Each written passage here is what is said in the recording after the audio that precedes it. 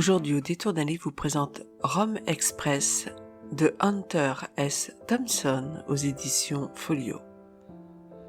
Dans les années 50, Kemp, jeune journaliste globetrotter, buveur de rhum confirmé et alter ego de l'auteur, quitte Greenwich Village pour Porto Rico, où il a décroché un boulot de reporter au San Juan Daily News. Toutes sortes d'individus y travaillent, misanthropes désabusés, ratés ambitieux, prêts à refaire le monde, tous parias en quête d'une existence meilleure sous les tropiques. Mais la paradisiaque triade Rome, Sex, Sun vire aux cuites prolongées aux fêtes débraillées à la sexualité sauvage.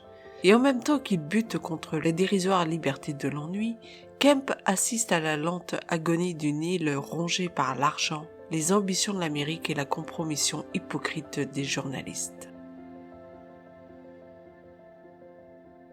Premier roman d'un écrivain qui deviendra célèbre, Rome Express, chronique mordante d'une désillusion, tranche avec tout ce que l'on connaît de Hunter S. Thompson.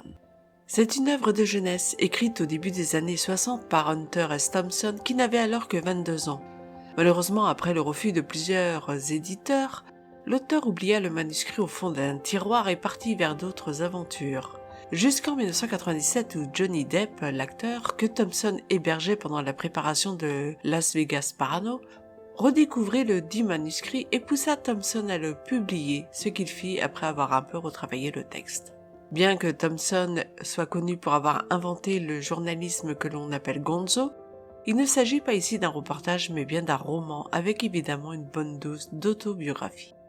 Le livre raconte les péripéties d'un journaliste de 32 ans qui arrive à San Juan, capitale de Porto Rico, pour être employé au San Juan Daily News, journal anglophone dirigé par un ex-communiste colérique et radin, un certain Lauterman. Les principales occupations du héros Paul Kemp est de boire du rhum, de boire du rhum et de boire du rhum.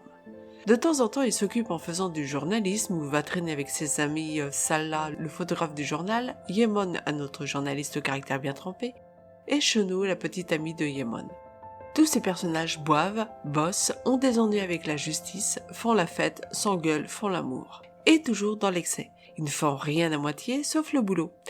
Ils errent dans un San Juan poisseux et moite dont l'atmosphère est vraiment bien rendue, on s'y croirait.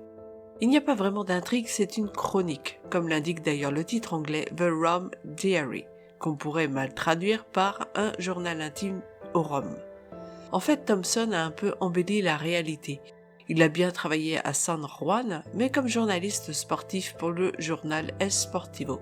Il s'est très fortement inspiré des histoires de ses amis qui travaillaient au San Juan Star, journal plus sérieux, qui a inspiré celui du roman, mais aussi probablement de difficultés financières rencontrées par le Sportivo.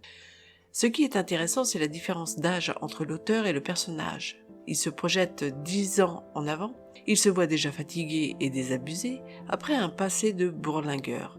Paradoxe temporel, c'est une œuvre de jeunesse qui raconte l'histoire d'un homme mûr, publié par un homme à la fin de sa vie. On sent l'influence des écrivains de la Beat Generation, notamment Jack Kerouac ou S. Burroughs, mais aussi de ce qui deviendra le journalisme, donc gonzo, et toujours son regard critique sur la société américaine et ce qu'est être américain à Porto Rico. En tout cas, on a vraiment un grand plaisir à suivre les aventures exotiques de ces personnages un peu trash, un peu paumés, ces Américains perdus sur une île hispanophone qui essayent tant bien que mal de s'en sortir. Rome Express, un livre auquel Elvis G, qui est auteur de la chronique, a donné la note de 4,5 sur 5. Voilà. Si vous avez aimé cette chronique, n'oubliez pas de mettre un pouce vers le haut, de poster un commentaire si vous-même avez lu ce livre ou vous comptez le lire, vous avez vu le film même.